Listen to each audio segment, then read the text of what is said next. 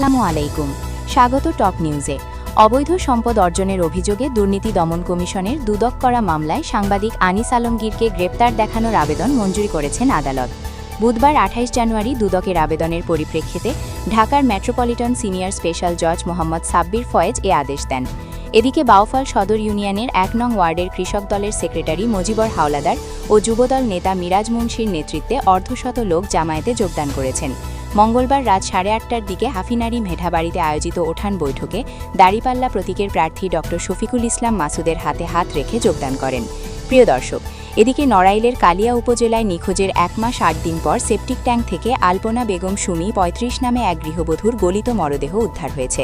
মঙ্গলবার ২৭ জানুয়ারি রাত ৯:৩০টার দিকে উপজেলার সুক্তগ্রামের বাবরাহাছলা ইউনিয়ন কমিউনিটি ক্লিনিকের সেপটিক ট্যাঙ্ক থেকে মরদেহটি উদ্ধার হয়। এ ঘটনায় জড়িত থাকার অভিযোগে নিহতের স্বামী আলামিন মণ্ডলকে আটক করেছে পুলিশ।